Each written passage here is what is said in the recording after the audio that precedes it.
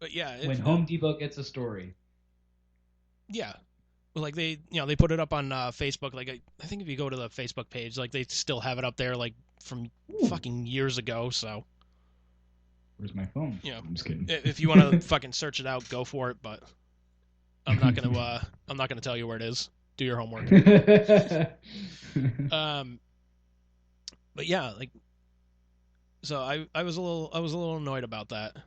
You know, but like Did that happen before your disciplinary thing or after? I think that was before, if I remember right.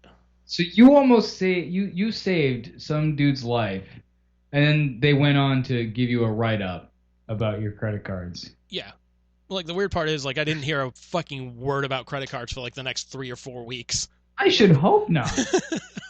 Christ, that's customer service right there. Saving somebody. That's The dude wasn't a customer, so it's not exactly customer service, but oh, he wasn't. no, he was a Oh coworker. well, it was an He employee.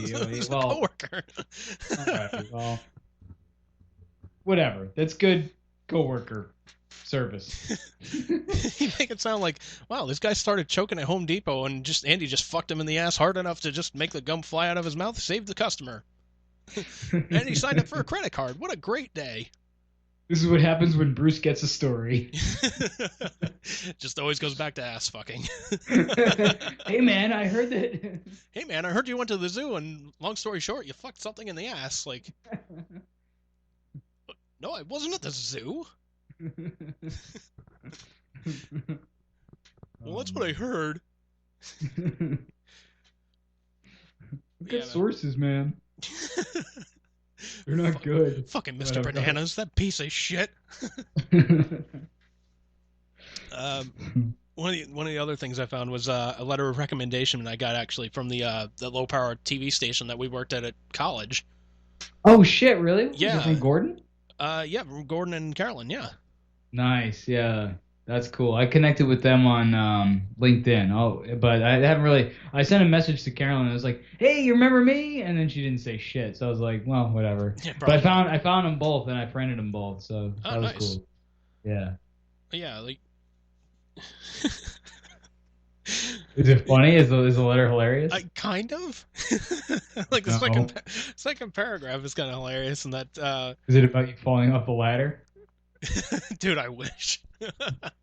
Andy's great. Just don't put him near a fucking ladder. Why? What happened with the last time he was on a ladder? Good God Almighty! Good God Almighty! It killed him. As God is my witness. No, wait, he's getting back up. Okay, I guess he's fine. Yeah, that was funny as hell though. Kind of was, yeah. Because after that, you were banned from lighting duty. Duty. It was like, Bruce, you want to fix that light? Like, why me? Oh, yeah. Apparently, I'm too fat, too stupid to do it. I'm too old, too fat. Yeah, exactly. It was a fucking. I fall off ladders. See, there's the bad math for you. You get a ladder, and then you get a fat guy who also doesn't have much intelligence to him. Doesn't know it's one rung up, then another rung, then another one, and he's just going nope, nope, nope, nope. All of a sudden he falls and doot doot doot falls on the floor. So what is in the recommendation All right, letter? so it says, to whom it may concern, those of us at, should I give the call letters or not? Probably not. No, because they still exist. Okay. Whatever, Nashua, are more than happy to write a letter of reference for Andrew Moss. He is a diligent, hard-working individual who we've had the pleasure of teaching for the past several years. Don't know if it was a pleasure or not, but at least not on their part. I don't know. But, like, this fucking idiot fell off a ladder. Like, we can't trust him with anything. Although it gave us a good chuckle. Maybe that's what they meant. Probably. Like, we just see it in our minds, like, slow motion. It's like... Sounded a lot like Chewbacca, only without the. Yeah. Let's see. During that time, he has demonstrated talent for camera work. It's really... But you did. I don't know if it was talent, but... lighting. That must have been before the incident. Probably no, dude. This was after the incident. Oh shit! They Is this must have is like a forgot. letter of reference, like, "Hey, I'm graduating. Could you guys write a letter of recommendation for me?" And audio with additional knowledge and switching. And when in a pinch, he graciously offered to host several shows, which I did. Which I think there was one show that was they were talking. They were like, "Oh man, we got to interview these two artists. They're going to be painting this mural on the side of this ballpark in Nashville or something like that." And I'm like, "Wait, Joe? I can get that guy." They're like, "Wait, you can get him?" I'm like, "He's my fucking roommate. I know that guy. I know that guy." Um, let's see. Andrew's interview style is refreshing for his, quote, deadpan, unquote, delivery. His ability to ad-lib is terrific. He certainly has the personality that relates to a young, hip audience, and we feel he would excel in a late-night television atmosphere. Oh boy. Regardless of the job, Andrew is punctual, respectful, and a real team player, I guess. While on the quiet side, he is very creative and has a great sense of humor. That was usually because I would just kind of motion to Bruce, just like give him like hand signals, like, "Dude, is everything okay?" Like, "I just farted and I'm afraid to move right now." Like, "Oh shit, did you shit yourself?" "No, but I know if I start walking, man, like shit's gonna go down." I gotta say, man, doing that kind of shit with TV with that station, I almost said it.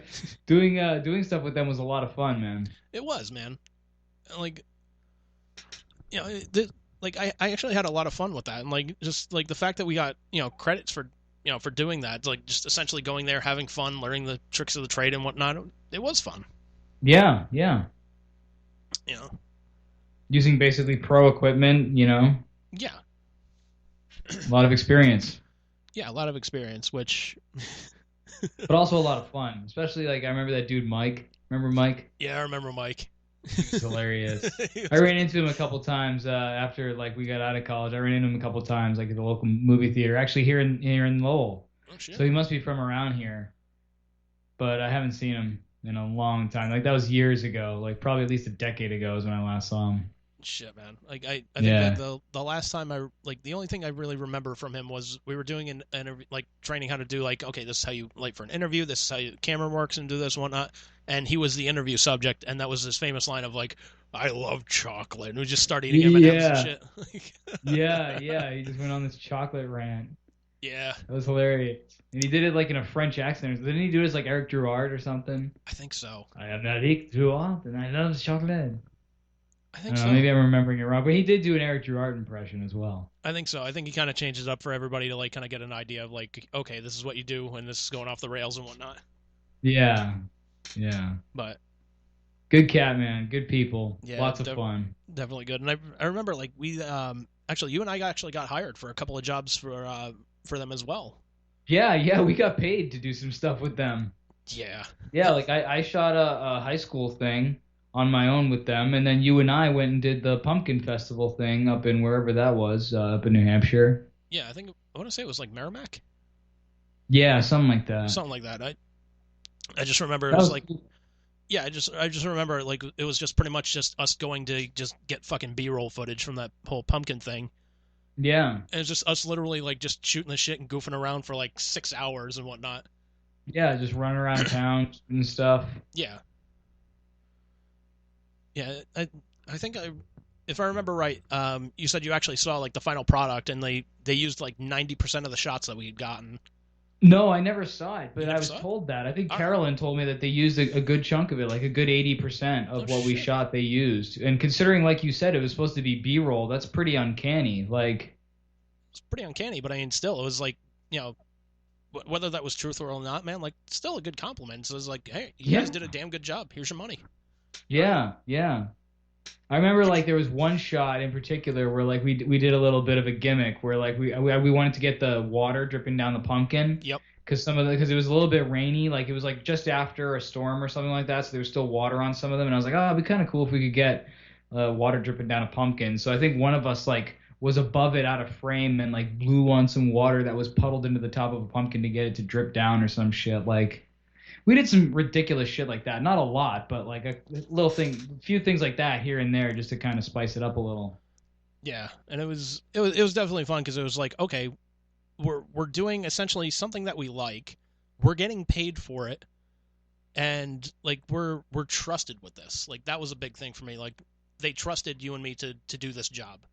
Yeah, like not for nothing, we were walking around with some pretty expensive stuff, like those cameras and I don't remember if we had microphones, but we at least had one camera and a battery and all that. That whole set, even if it's just the camera and that setup, you're probably talking a good like grand and a half, if not more. I mean, Yeah, I remember we that's a didn't. lot of money to trust two college kids with to just go running around town with.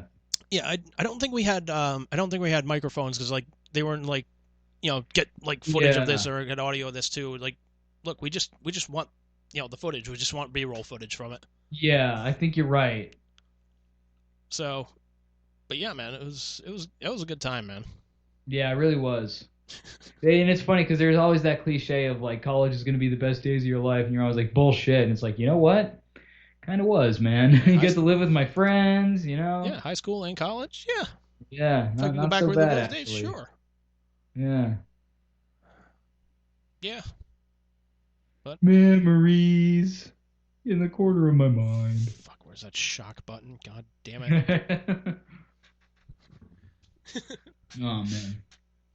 Yeah, man. Yeah, I think that's gonna do it for us this week. We told a few stories, had a few laughs, and hopefully you guys come back and join us next week, and we can share some more stories, some more laughs. Hopefully, I get Bruce's shock button all under control and whatnot. Some burgers. Dude, I'll make some burgers before the next cast. Absolutely. Yeah, well, I was referencing Lebowski, but you're like, have some laughs, get some burgers. Shut the fuck up, Tony. Yeah, get some In-N-Out burger. Said near the In-N-Out burger. No, no, no. The In-N-Out burger's on Camrose. What? I said near the In-N-Out burger. Shut the fuck up, Donnie. Fucking love that movie. Oh man, I'm still trying to get my brother to watch that. Ben? Ben Yeah, hasn't seen it? he hasn't seen it. To be Holy fair, shit. there's movies he's trying to get me to watch that I haven't watched yet. But there's still movies like I'm trying to get him to watch. What's one that he's trying to get you to watch? The Departed. Okay, that's worth seeing. Yeah, like I mean, I will say though, like they lay the Boston on pretty thick. yeah, but it's one of those like gangster movies. Like I was never like a big fan of like gangster movies to begin with. So I'm just Yeah, like, it's yeah, not me really my neither, wheelhouse. really. I mean, it's entertaining, but yeah, it is. At the end of the day, it's just a gangster flick. So if you're not a big fan of those, then Yeah, meh, I wouldn't bother. Like I'm not a big fan of like mystery shit, but like I know like Liz's family, like her parents, they really love mysteries, and she really loves mysteries, and she's like, you don't like mysteries? I'm like, not really. I mean, they're intriguing, yeah, and because the part of the problem is sometimes I feel like I can just figure it out too quickly. And I mean, not all of them are like that, but I've had enough of them like that I'm like, oh, that fucking he did it, you know? yeah, And then you're right, and you're like, I just wasted how much time reading this book or watching this movie, and I knew the answer the whole time. Like that's not fun. yeah. And I mean, not only that, but like the last movie that I watched under somebody's recommendation was, do you ever see The Conjuring? No, You don't need to. I've heard about it. Is that the one with Nicole Kidman No, that was. I know which movie you're talking about. I don't remember the where name. they are the ghosts or whatever the fuck? No, the Conjuring is apparently based off a true story that happened actually in Rhode Island. Oh shit. But that's where the famous like Annabelle doll like kind of came into pop culture and so to speak. Oh, that's where she came from. Okay. Yeah, I'm only familiar with Annabelle because I've seen those ridiculous trailers. yeah. And like fun fact, that doll actually appears in Aquaman and Shazam. Really? Yeah, like little Easter eggs. I've seen Aquaman. Actually, we've seen Shazam too, and I don't remember seeing her. So it's like really kind of brief. It's like when Billy Batson like lures the cops into the pawn shop. If you look to the lower like left hand corner of the screen, you'll see the Annabelle doll right there. Oh, cool. Like Why are they tied to those? Is someone like tied to both movies in some way? I think the director was actually the guy that directed the first Conjuring movie.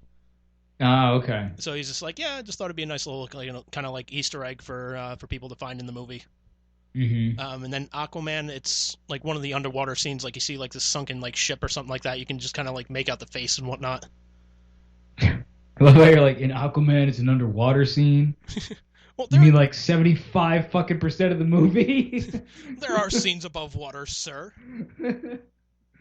Whew, that narrows it down. It's like it's